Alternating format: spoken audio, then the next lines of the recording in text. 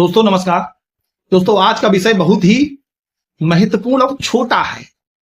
बहुत सारी ऐसी मुकदमेबाजी है जो हमें पता नहीं होता है कि हम सिविल कोर्ट में जाएं या रेवेन्यू कोर्ट में जाएं। सिविल कोर्ट का मतलब सिविल जज, जुडिशियल जज, और रेवेन्यू कोर्ट का मतलब है एसडीएम या ACM, district magistrate, board of revenue, commissioner का न्यायालय, तहसीलदार, इनकी जो न्यायालय हैं इनमें। तो हमारा मामला किस कोर्ट में जाएगा ये पहले हमें पता होना चाहिए।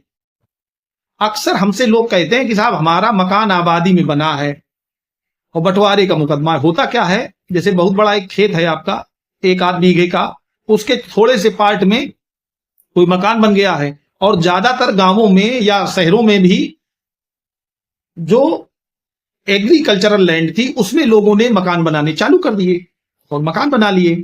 मकान जब बन जाता है लेकिन खतौनी उसकी वही एग्रीकल्चरल लैंड की निकलती है, माने कृषि योग्य भूमि, इसमें खेती होती है, संक्रमणीय भूमि, और उन लोगों का नाम संक्रमणीय भूमि दर के रूप में दर्ज भी होता है। तो ऐसी स्थिति में अगर मान लीजिए आपका बंटवारे का कोई मामला है, पता चला पिताजी ने मकान बनवा दिया था, अब उस मकान में 2 भाई रहते हैं और दोनों भाई अब चाहते हैं कि हम अपना सरकारी बंटवारा करा लें। उनका विवाद हो जाता है छोटी छोटी बातों पर। तो ऐसी कंडीशन में उनका मुकदमा जाएगा कहां, यह प्रश्न बहुत महत्वपूर्ण है। क्योंकि अब दोनों परिप्रेक्ष्य में देखते हैं। अब जरा कल्पना करिए कि आप उस मकान में रह रहे हैं, आपका नगर निगम में टैक्स जा रहा है और मकान की सारी सुविधाएं, आपका बिजली का कनेक्शन है, पानी का कनेक्शन है, और अब उस जगह का आप बंटवारा चाहते हैं। दूसरा, आपकी लैंड है, लैंड में दाखिल खारिज है। अब वो लैंड है, वो संक्रमणीय भूमिदर के रूप में दर्ज है ऑलरेडी, उसकी खतौनी निकल रही है। तो जब खतौनी निकल रही है और वो एग्रीकल्चरल लैंड है तो उसको बांटने के लिए आपको जाना पड़ता है एसडीएम की कोर्ट में या महानगरों में एसीएम की कोर्ट में। अब आप एसीएम के यहां जाएं या एसडीएम के यहां जाएं या आप सिविल कोर्ट में जाएं, सिविल जज जूनियर डिवीजन या सीनियर डिवीजन, या मुंसिफ कोर्ट, आपकी मान लीजिए कोई मुंसिफी लगती है, सिविल कोर्ट का ही एक पार्ट बना दिया जाता है और दूरस्थ न्यायालय होता है, उस कोर्ट में जाएं। तो ये कैसे डिफाइन करें, क्योंकि हमारे पास कई फोन आते हैं और लंबी प्रक्रिया चल जाती है। 2-4 साल बाद वहां इश्यू बनता है कि इनको ज्यूडिक्शन ही नहीं है। तो ज्यूडिक्शन के अभाव में मान लेते हैं कोई ऑर्डर भी हो जाता है। तो जब ज्यूडिक्शन का मतलब होता है अधिकारिता, जिस व्यक्ति को ये राइट नहीं है या जिस न्यायालय को ये राइट नहीं है कि वो न्यायालय आपके उस मुकदमे में कोई जजमेंट कर सके, और मान लेते हैं वो जजमेंट कर देते हैं, आपने और आपके विपक्षी ने अधिकारिता संबंधी कोई प्रश्न उठाया ही नहीं, तो ऐसा जजमेंट जो है वो शून्य होता है, वो कहीं पर लागू नहीं कराया जा सकता। बिना अधिकारिता के अगर कोई न्यायालय जजमेंट कर देता है तो वो अल्ट्रा वायरस होता है, वो कभी भी निरस्त कराया जा सकता है। अब जाना कहां है मेरी राय में दोस्तों, अगर आप एग्रीकल्चरल लैंड पर मकान बनाए हुए हैं और मकान में रह रहे हैं, मकान का टैक्स जमा हो रहा है और मकान में बिजली का बिल और सीवर का बिल, पानी का बिल, ये सब आप जमा कर रहे हैं, मकान आपका नगर पंचायत या नगर निगम में है या गांव में ही है, मान लीजिए बिजली का कनेक्शन है, वहां पानी और सीवर का नहीं है, तो आपको, और लैंड आपकी है, आपके पिताजी की है, आपका म्यूटेशन होकर के आ गया है, भले ही उसमें लिखा हो कि आबादी के लिए आप यूज कर रहे हैं, आपको कभी भी एसडीएम के यहां उस जमीन के बंटवारे के लिए नहीं जाना चाहिए। जमीन के बंटवारे का जो पावर है, जो जुडिक्शन है, वो एसडीएम को है, लेकिन एग्रीकल्चरल लैंड का है, जहां खेती होती है, कृषि भूमि है।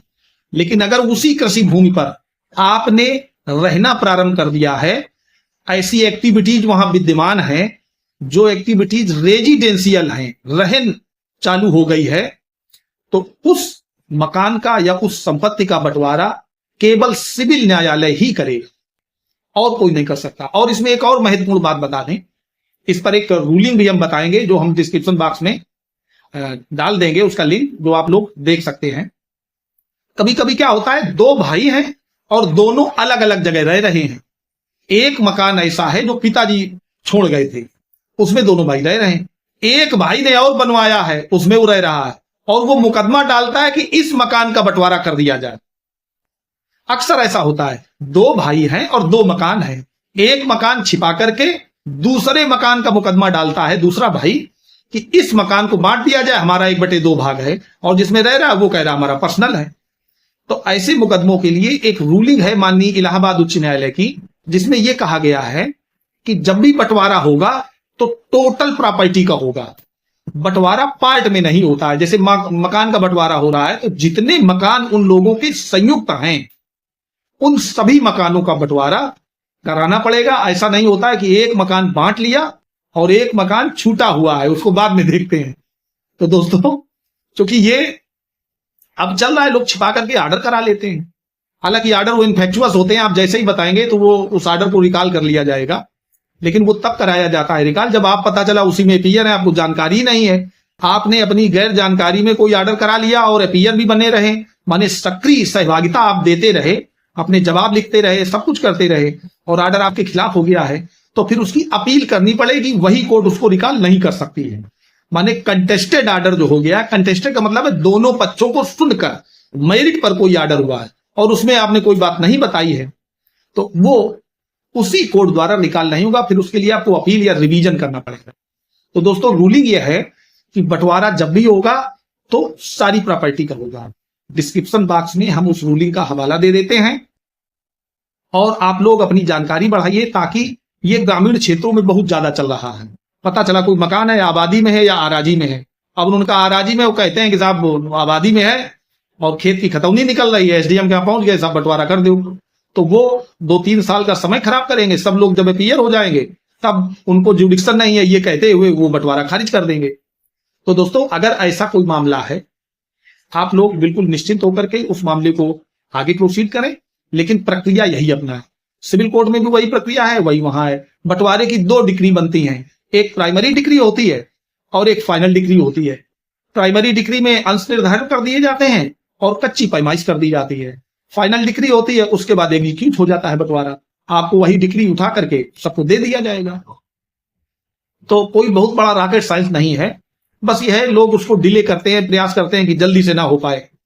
तो दोस्तों, अगर बंटवारे कोई मामला है तो इस आधार पर आप जरूर प्रोसीड करें। अगर वीडियो अच्छा लगा हो तो लाइक अवश्य कर दें, चैनल पर नए हैं तो चैनल को सब्सक्राइब कर लें।